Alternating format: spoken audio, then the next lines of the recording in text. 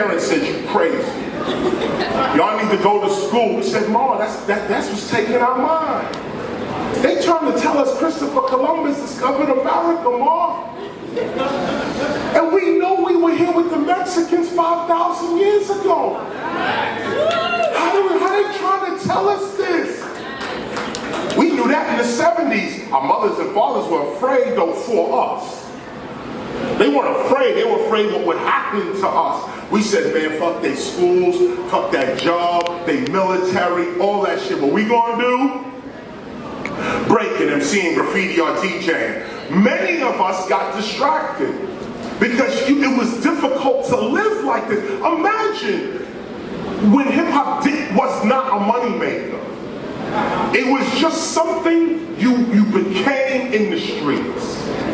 Rather not to be in a gang, rather not to go to school or do sports, you spit your rhymes on the corner. You had a DJ set, you made tapes, you did your graffiti, you danced. This is what you did.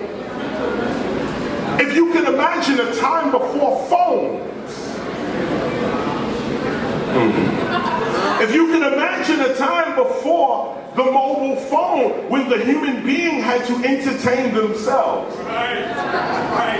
This is where beatboxing comes from. We sitting around with 2 cents. I got a penny, he got a penny.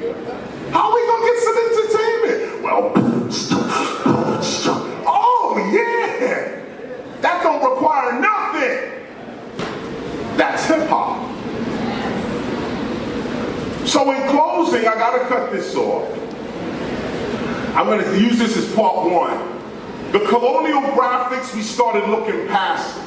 We looked past it. They said breaking is not a word. We said, yes it is. B-R-E-A-K-I-N, not with a G, breaking.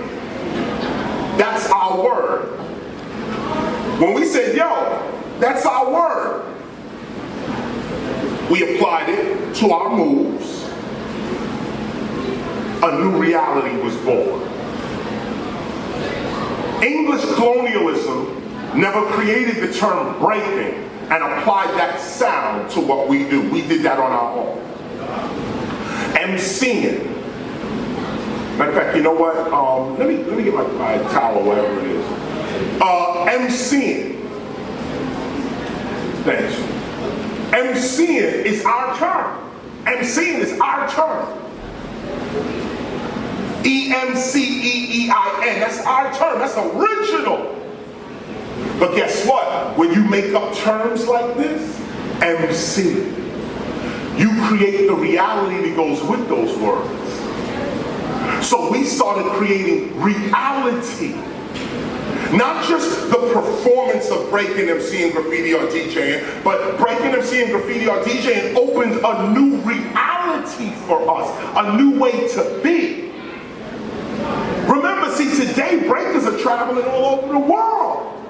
MCs getting money everywhere. DJs are the highest paid entertainers in the world. DJs. But I'm talking about a time before all of this. A time when DJing was looked at like, it's like you would go to your parents and say, your parents say, what you want to be when you get older? And you say, Mom, I want a job tasting donuts, tasting jelly donuts from 2 to 4. Like imagine some crazy shit. Your mother says, yo, what do you want to do? What do you want to be? Well, Mom, listen, I want to taste jelly donuts from 2 to 4. Are you serious? And your mother's like, come on, man, what are you going to be? You want to taste jelly donuts from 2? Then 20 years later, you have a $1 billion global industry tasting jelly donuts from 2 to 4. This is how crazy hip-hop is.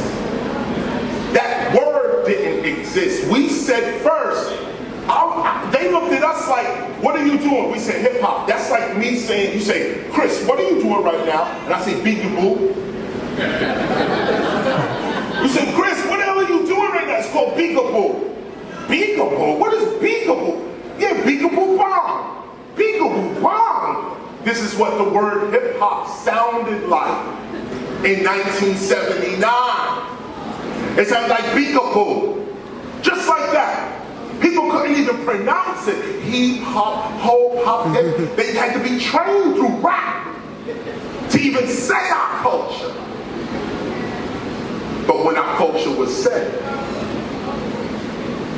suddenly high school dropouts are teaching at Harvard. Suddenly, those who you said would never make it because they didn't dress in a suit and a tie, these are the ones running the entire music and film industry today. Something happened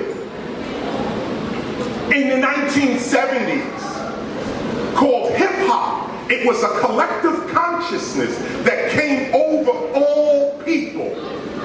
And those that were truly hip-hop rose with this. And what happened? What was the rise? The rise was the government don't want you to be nothing but slaves. All your dreams, forget it. Just be a slave and work for us. Hip-hop came and said, in this environment, in this reality called hip-hop, anything you say you are, you're in. Imagine this. In this collective consciousness, anything you say, I'm this.